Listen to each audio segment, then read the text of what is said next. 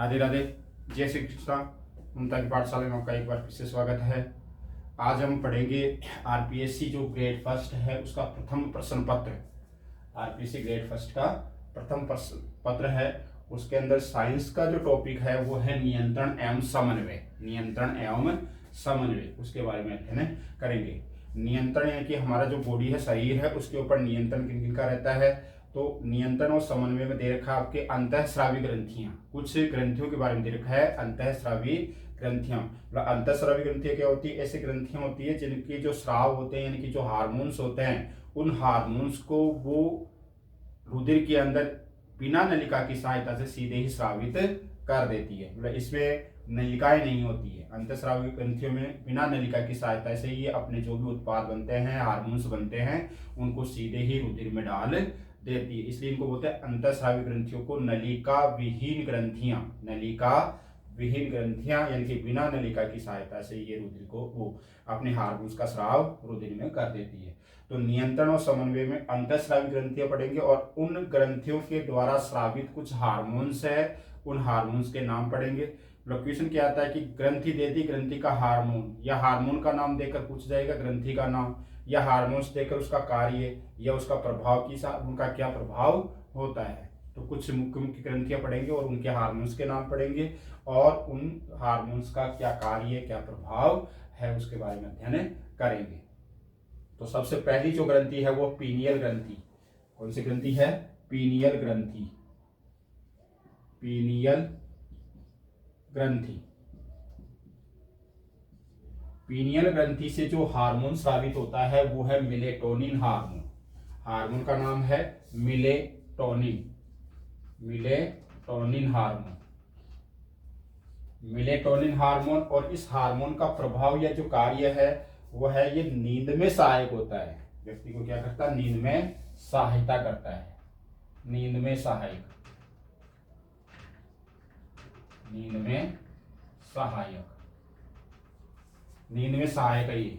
कौन सा hormone? Melatonin hormone. अब क्वेश्चन क्या बनेगा इसका कि मिलेटोनिन हार्मोन क्या कार्य करता है या किस में सहायक होता है? नींद में सहायक है। या मिलेटोनिन हार्मोन का ज्यादा स्राव होता है तो व्यक्ति को नींद ज्यादा आती है। या मिलेटोनिन हार्मोन के कम स्राव होने से क्या प्रभाव पड़ेगा? अनिद्रा होगी। क्या होगी? अनिद्रा। अनिद्रा का मतलब उसको समय पर नींद नहीं आएगी।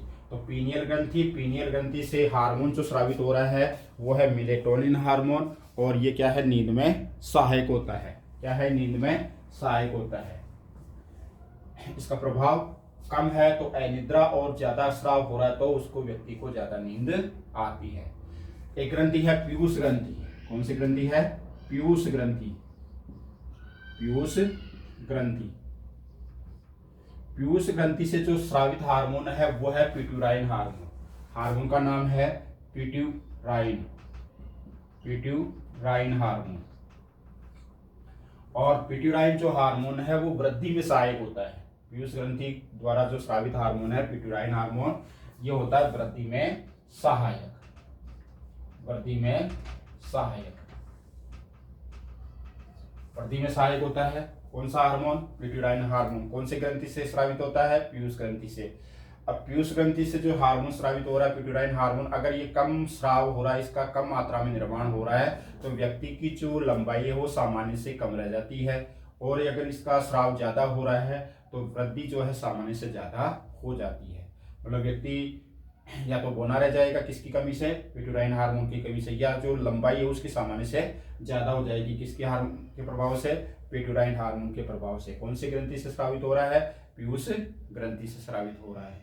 और पीयूष ग्रंथि को बोलते हैं मास्टर ग्रंथि, क्योंकि ये अन्य ग्रंथियों के द्वारा जो स्रावित हार्मोन्स है उन हार्मोन्स के ऊपर नियंत्रण रखती है, इसलिए इसको बोलते हैं मास्टर ग्रंथि। एक ग्रंथि है हाइपोथैलेमस। कौन सी ग्रंथि है? हाइपोथैलेमस। हाइपोथैलेमस। हाइपोथैलेमस। हाइपोथैलेमस जो ग्रंथि है उससे स्रावित हार्मोन है hypothalamic. Hypothalamic. Hypothalamic hormone. Hypothalamus ग्रंथि से हाइपोथैलेमिक हार्मोन। और इस हार्मोन का प्रभाव है, ये जो कार्य करता है वो है कैल्शियम और फास्फेट, हमारे शरीर के अंदर कैल्शियम का और फास्फेट का, कैल्शियम और फास्फेट का क्या करता है, ये नियमन करता है। कैल्शियम और फास्फेट का नियमन कौन सा हार्मोन, हाइपोथैलेमिक हार्मोन करता है। और हाइपोथैलेमिक कौन सी ग्रंथि से स्रावित होता है, हाइपोथैलेमस ग्रंथि से स्रावित होता है। हाइपोथैलेमस जो ग्रंथि है उसको कहते हैं मास्टर ऑफ मास्टर ग्रंथि। मास्टर ग्रंथि तो कौन सी थी, पीयूष ग्रंथि, और यह है मास्टर ऑफ मास्टर ग्रंथि। इसका मतलब ये कि मास्टर जो यानी कि पीयूष ग्रंथि है, उस पीयूष ग्रंथि के द्वारा जो स्रावित हार्मोन है उस हार्मोन के ऊपर ये नियंत्रण रखती है। कौन सी ग्रंथि, हाइपोथैलेमस ग्रंथि। इसलिए इसको बोलते हैं मास्टर ऑफ मास्टर ग्लैंड यानी कि ग्रंथि, मास्टर ऑफ मास्टर ग्रंथि। अगली जो ग्रंथि है वो है थाइमस ग्रंथि। कौन सी है, थाइमस ग्रंथि, थाइमस ग्रंथि। और थाइमस ग्रंथि से जो स्रावित हार्मोन है वो है थाइमोसिन। थाइमस ग्रंथि से थाइमोसिन, थाइमोसिन, थाइमस ग्रंथि से स्रावित हार्मोन है थाइमोसिन, और ये करता है शरीर की सुरक्षा, शरीर की सुरक्षा यानी कि शारीरिक सुरक्षा में सहायक होता है। कौन सा हार्मोन, थाइमोसिन हार्मोन। शारीरिक सुरक्षा, शारीरिक सुरक्षा में सहायक हार्मोन कौन सा है, थाइमोसिन हार्मोन। और थाइमोसिन जो हार्मोन है वो कौन सी ग्रंथि से स्रावित होता है, थाइमस ग्रंथि से स्रावित होता है, और इसका कार्य है शारीरिक सुरक्षा का कार्य करता है। अगली जो ग्रंथि है वो है अग्नाशय ग्रंथि। अग्नाशय, अग्नाशय ग्रंथि। अग्नाशय जो ग्रंथि है उससे स्रावित हार्मोन है इंसुलिन। अग्नाशय से स्रावित हार्मोन है insulin hormone, insulin hormone, insulin hormone. और इंसुलिन जो हार्मोन है उसका कार्य होता है शर्करा के ऊपर नियंत्रण। इंसुलिन हार्मोन का कार्य होता है शर्करा के ऊपर नियंत्रण करना। मानव के अंदर, हमारे अंदर शर्करा का नियंत्रण, शर्करा का नियंत्रण, शर्करा का नियंत्रण कौन सा हार्मोन करता है, इंसुलिन हार्मोन। और अगर इस हार्मोन का नियंत्रण नहीं हो पा रहा है, मतलब हार्मोन का स्राव कम हो रहा है शरीर के अंदर, तो शर्करा के ऊपर नियंत्रण नहीं हो पाएगा, और ऐसी स्थिति में उस व्यक्ति को मधुमेह रोग, कौन सा रोग होगा, मधुमेह, जिसको बोलते हैं डायबिटीज, मधुमेह रोग किस हार्मोन की कमी से होता है, इंसुलिन हार्मोन की कमी से। और इंसुलिन हार्मोन कौन से ग्रंथि से स्रावित होता है, अग्नाशय ग्रंथि से। अग्नाशय ग्रंथि में भी कुछ कोशिकाएं होते हैं जैसे अल्फा बीटा गामा। तो अग्नाशय ग्रंथि के अंदर जो लैंगरहैंस द्वीप की बीटा कोशिकाएं होती है, कौन सी कोशिकाएं, बीटा कोशिकाएं। उन बीटा कोशिकाओं के द्वारा अग्नाशय ग्रंथि के अंदर स्थित जो बीटा कोशिकाएं हैं उन बीटा कोशिकाओं से इंसुलिन हार्मोन का स्राव होता है, और इसका कार्य शर्करा के ऊपर नियंत्रण करना, हमारे शरीर में शर्करा का नियंत्रण। और अगर नियंत्रण नहीं रहेगा तो मधुमेह रोग, डायबिटीज रोग हो जाता है। अगली ग्रंथि है एड्रीनल ग्रंथि। एड्रीनल ग्रंथि, एड्रीनल ग्रंथि, इसको बोलते हैं अधिवृक्क ग्रंथि। कौन सी ग्रंथि बोलते हैं, अधिवृक्क ग्रंथि, एड्रीनल ग्रंथि या अधिवृक्क ग्रंथि। और एड्रीनल, जैसे नाम है एड्रीनल, तो इससे स्रावित जो हार्मोन है वो है एड्रीनलिन हार्मोन। कौन सा हार्मोन है, एड्रीनलिन हार्मोन, नाम है एड्रीनल तो एड्रीनलिन हार्मोन। और एड्रीनलिन जो हार्मोन है उसको बोलते हैं संकटकालीन हार्मोन, एड्रीनलिन, इसी को बोलते हैं संकटकालीन। कौन सा हार्मोन बोलते हैं इसी को, संकटकालीन।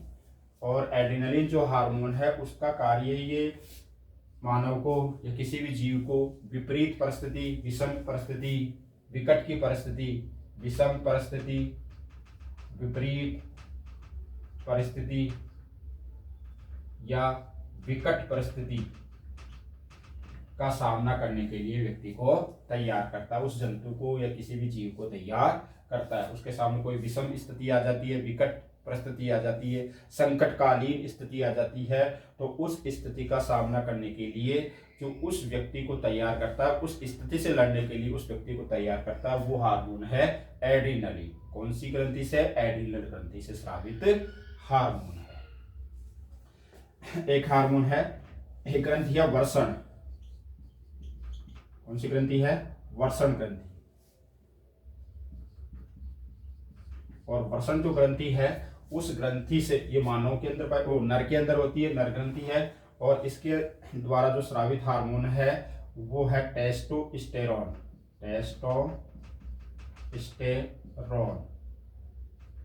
टेस्टोस्टेरोन हार्मोन, इसको बोलते हैं नर हार्मोन, इसी को बोलते हैं नर हार्मोन। नर हार्मोन कौन सा है? टेस्टोस्टेरोन। नर के अंदर होता है, वर्षण द्वारा स्रावित होता है, और इसका जो कार्य है वो नर के गौण लैंगिक लक्षणों का निर्धारण करना, जैसे दाढ़ी मूंछ का आना है, आवाज का भारी होना है, शरीर पर बाल का आना है। तो यह है नर के गौण लैंगिक लक्षण। नर के गौण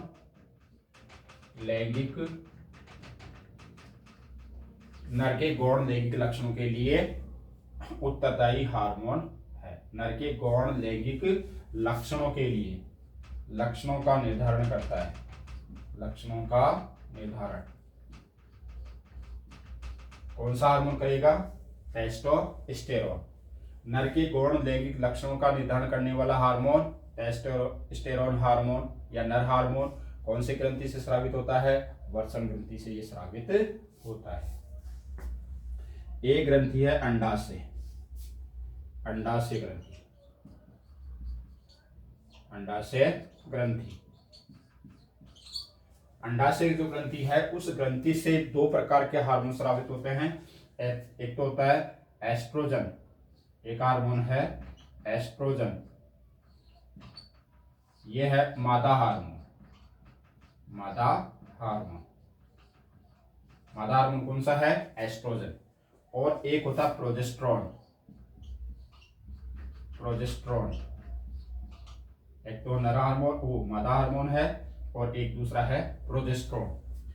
एस्ट्रोजन जो है वो मादा हार्मोन है, और इसका जो मुख्य कार्य है, जैसे टेस्टोस्टेरोन का था नर के गौण लैंगिक लक्षणों का निर्धारण, इसी प्रकार ये करता है मादा की गौण लैंगिक लक्षणों का निर्धारण। किसके?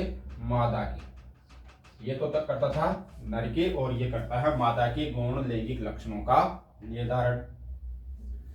प्रोजेस्टेरोन, प्रोजेस्टेरोन जो हार्मोन है ये भी अंडाशय ग्रंथि द्वारा स्रावित होता है, और इसका जो कार्य है वो प्रसव में सहायता करता है। ये कौन सी क्रिया में? प्रसव क्रिया में सहायक होता है।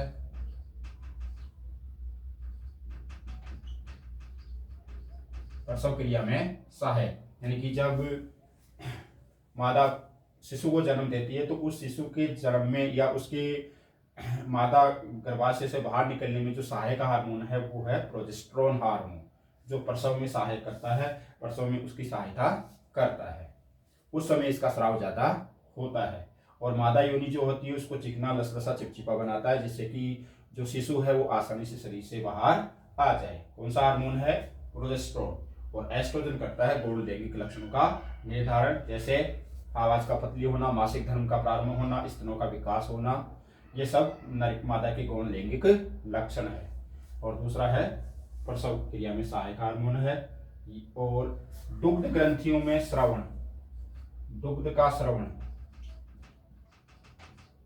दुग्ध ग्रंथियों में दुग्ध स्रवण में सहायक, मादा के अंदर जो दुग्ध ग्रंथियां पाई जाती है उनमें दुग्ध स्रवण को, दूध के निर्माण को भी यह हार्मोन प्रेरित करता है। कौन सा हार्मोन? Progesterone hormone. प्रसव क्रिया में सहायक होने के साथ साथ जो स्तन है उन स्तनों का विकास करता है, और स्तनों के अंदर दुग्ध का निर्माण करता है। उस निर्माण को प्रेरित करने वाला हार्मोन क्या है? प्रोजेस्टेरोन हार्मोन है। यह आज हमने कुछ अंतःस्रावी ग्रंथियां, इनकी नियंत्रण और समन्वय, ये हमारे शरीर के अंदर किस प्रकार का नियंत्रण होता है, किस प्रकार समन्वय होता है, तो कुछ ग्रंथियां पड़ी थी, और उन ग्रंथियों के ये हार्मोन है, और ये उसके कुछ प्रभाव है, यानी कि कार्य है कि क्या कार्य करता है, किस किस प्रकार से ये शरीर के ऊपर प्रभाव डालता है। एक बार रिपीट कर लेते हैं। जैसे पीनियल ग्रंथि मेलेटोनिन हार्मोन, नींद में सहायक हार्मोन है। पीयूष ग्रंथि पिट्यूराइन हार्मोन, वृद्धि में सहायक है। हाइपोथैलेमस ग्रंथि हाइपोथैलेमिक हार्मोन है, कैल्शियम और फास्फेट का नियमन करता है। पीयूष ग्रंथि को बोलते हैं मास्टर ग्रंथि और हाइपोथैलेमस को बोलते हैं मास्टर ऑफ मास्टर ग्रंथि। थाइमस ग्रंथि थाइमोसिन हार्मोन इससे स्रावित होता है और ये शारीरिक सुरक्षा का कार्य करता है। इसके बाद अग्नाशय ग्रंथि। अग्नाशय ग्रंथि के अग्नाशय के जो ग्रंथि है उस अग्नाशय ग्रंथि के अंदर लैंगरहैंस की कुछ बीटा कोशिकाएं होती है और उन बीटा कोशिकाओं के द्वारा इंसुलिन हार्मोन का स्राव होता है और इंसुलिन जो हार्मोन है मानव के अंदर शर्करा का नियंत्रण करता है। और अगर इंसुलिन हार्मोन का स्राव नहीं हो रहा है, पर्याप्त मात्रा में नहीं बन पा रहा है, तो शर्करा के ऊपर नियंत्रण नहीं होगा और उस स्थिति में उस व्यक्ति के अंदर मधुमेह रोग या डायबिटीज रोग हो जाता है। एड्रिनल ग्रंथि, और इस ग्रंथि से स्रावित हार्मोन है एड्रीनलिन। एड्रीनलिन हार्मोन, इसको बोलते हैं संकटकालीन हार्मोन। क्यों? क्योंकि ये विपरीत परिस्थिति का व्यक्ति को सामना करने के लिए तैयार करता है। कोई भी संकट आ जाता है, उस संकट का सामना करने के लिए उस व्यक्ति को जो तैयार करने वाला हार्मोन है वो है एड्रिनल हार्मोन। एड्रीनलिन हार्मोन कौन सी ग्रंथि से स्रावित होता है? एड्रीनलिन ग्रंथि से। अगली ग्रंथि है वृषण, नर की ग्रंथि है, नर के अंदर है और इससे टेस्टोस्टेरोन हार्मोन स्रावित होता है। नर हार्मोन है और इसका मुख्य कार्य है नर के गौण लैंगिक लक्षणों का निर्धारण करना है। ऐसे एक ग्रंथि है अंडाशय, मादा ग्रंथि है ये, और मादा के अंदर जो हार्मोन्स है उनका स्राव करती है। इससे दो प्रकार के हार्मोन्स का स्रवण होता है, एक तो है टेस्टोस्टेरोन और एक होता है प्रोजेस्टेरोन। टेस्टोस्टेरोन और प्रोजेस्टेरोन। टेस्टोस्टेरोन वो एस्ट्रोजन हार्मोन है, वो है मादा हार्मोन और ये मादा के गौण लैंगिक लक्षणों का निर्धारण करता है। और दूसरा हार्मोन है प्रोजेस्टेरोन, ये प्रसव क्रिया में सहायक होता है और मादा के अंदर जो दुग्ध ग्रंथियां हैं उन दुग्ध ग्रंथियों के अंदर दुग्ध के स्राव को प्रेरित करता है, दुग्ध निर्माण में सहायता करता है। ये कुछ ग्रंथियां और उन ग्रंथियों के द्वारा स्रावित हार्मोन्स और उन हार्मोन्स का प्रभाव हमने आज पढ़ा है। इसके आगे जो है नियंत्रण और समन्वय में वो हम अगली क्लास में पढ़ेंगे। धन्यवाद।